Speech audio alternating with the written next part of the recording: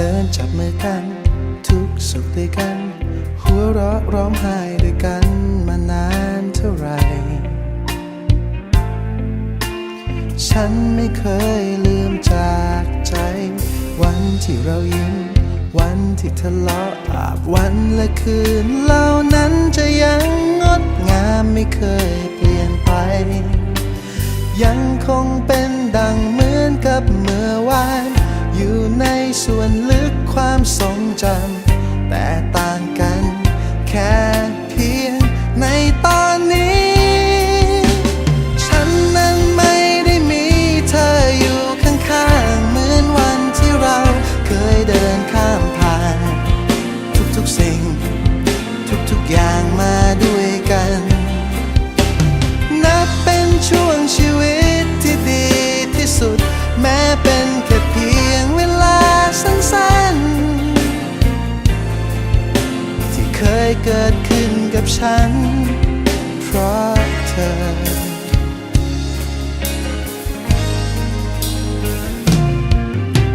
เพลงและของขวัญตัวจากโรงหนังจดหมายที่ส่งให้กันในวันที่ห่างฉันนั้นยังคงเก็บไว้วันที่เหนื่อยล้าถ้อยคำที่ปลอบใจภาพวันและคืนเหล่านั้นจะยังงดงามไม่เคยเปลี่ยนไปยังคงเป็นดังเหมือนกับเมื่อวานอยู่ในส่วนลึกความทรงจำแต่ต่างกันแค่เพียงในตอนนี้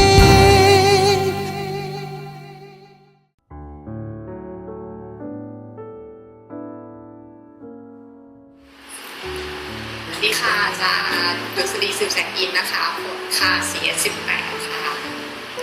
สวัสดีค่ะปัฒนาทุกสมุดค่ะอาจารย์สแตมนะคะ CS18 เหมือนกันค่ะอาจารย์จำพวกหนูได้ปะคะของหนูเนี่ยหนูเจออาจารย์เป็นคนแรกเลยนะคะตั้งแต่สัมภาษณ์เข้าคณะเลยนะคะตั้งแต่สัมภาษณ์สอบตรงก็เจออาจารย์แล้วก็มาเจออาจารย์เป็นที่ปรึกษาโปรเจกต์อีกตอนปี 4เนาะก็ขอบคุณอาจารย์เนาะที่อาจารย์เป็นที่ปรึกษาที่น่ารักที่สุดเลยใจดีมากค่ะใช่ค่ะอาจารย์ให้คำแนะนำทั้งในเรื่องอัลกอริทึมด้วยก็ขอบคุณอาจารย์จริงๆค่ะแล้วก็ต้องขอโทษอาจารย์ด้วยที่เคโลไม่ถึงมือ บางพิเศษหรืออะไรสักอย่างไม่รู้อาจารย์อย่างวันนี้ขอไว้นะคะก็ดีใจด้วยค่ะที่อาจารย์บอกว่าโปรเจกต์ของหนูได้เอาไปสอนน้องๆต่อนะคะก็ภูมิใจเนาะแล้วก็ขอบคุณจริงค่ะที่ดูแลเราจนกระทั่ง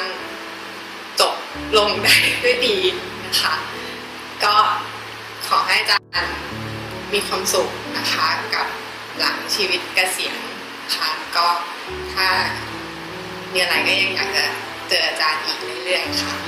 ขอให้อาจารย์สุขภาพแข็งแรงนะคะมีความสุขมากๆค่ะสวัสดีค่ะสวัสดีครับผมวสันต์นะครับต้องขอบคุณอาจารย์สมชาติมากเลยที่ให้ความรู้ต่างๆแก่ผมตอนนี้ผมก็ด้วยความรู้นั้นผมก็ได้เข้าทำงานในโรงงาน NXP แล้วนะครับก็อยากอวยพรให้ชีวิตหลังเกษียณของอาจารย์มีความสงบสุขแล้วก็มีความสุขในการใช้ชีวิตหลังเกษียณนะครับขอบคุณครับก็อาจารย์นี่สมชาติก็ถือว่าเป็นผู้ที่เขาเรียกว่าเป็นหนึ่งในผู้ที่ก่อตั้งร่วมเขียนหลักสูตรของวิชา CS นะครับใช่ไหมก็ถือว่าเป็นอาจารย์ที่อาวุโสท่านหนึ่งเลยก็คือก็ในวันนี้ก็ถือว่าอาจารย์เนี่ยตอนนี้ก็เกษียณแล้วนะครับก็ขอให้อาจารย์มีสุขภาพร่างกายแข็งแรงหลังเกษียณนะแล้วก็เงินทองไหลมาเทมาแล้วก็ทำใช้ชีวิตที่หลังเกษียณก็ราบรื่นต้องพูดอย่างนี้ดีกว่าแล้วก็สมัยนี้ก็ถ้าไม่มีอาจารย์นะครับพวกมีสีก็คงได้เรียนวิชา CG ในวันนี้ไม่มีใครมาสอนวิชา CG ในวันนี้นะครับแล้วก็คงจะไม่มีคนสอนวิชาเนอร์มิลนะนิวเมอร์ไม่มีคนสอนนิวเมอร์นะฮะ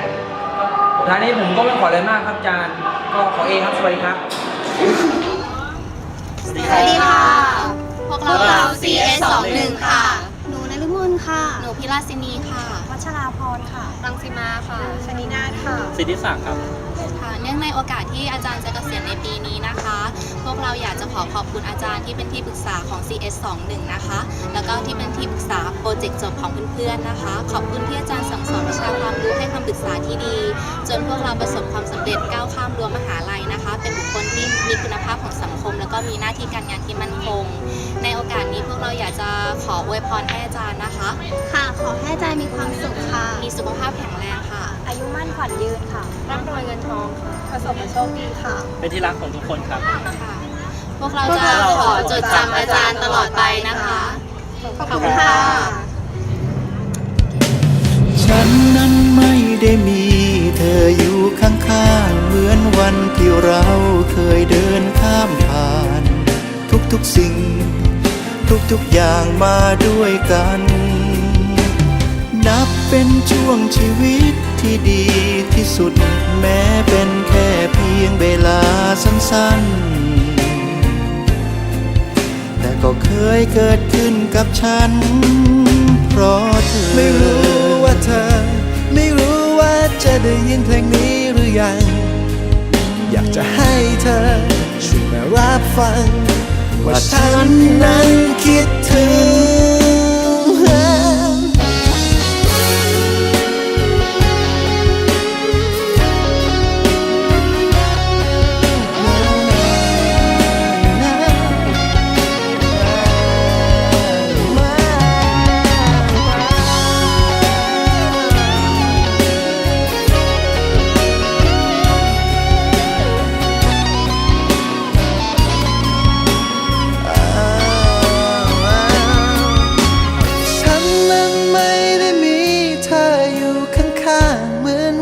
ที่เราเคยเดินข้ามผ่านทุกๆสิ่งทุกๆอย่างมาด้วยกันนับเป็นช่วงชีวิตที่ดีที่สุดแม้เป็นแค่เพียงเวลาสั้นๆที่เคยเกิดขึ้นกับฉันนั้นไม่ได้มีเธออยู่ข้างๆเหมือนวันที่เราเคยเดินข้ามผ่านทุกๆอย่างทุกๆอย่างมาด้วยกันนับเป็นช่วงชีวิตที่ดีที่สุดแม้เป็นแค่เพียงเวลาสั้น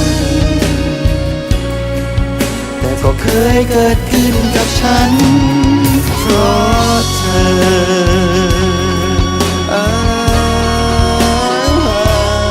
ทุกๆสิ่งทุกๆอย่างที่ผ่านมาด้วยกันนับเป็นช่วงชีวิตที่ดีที่สุดแม้เป็นแค่เพียงเวลาสั้นๆแต่ก็เคยเกิดขึ้นกับฉัน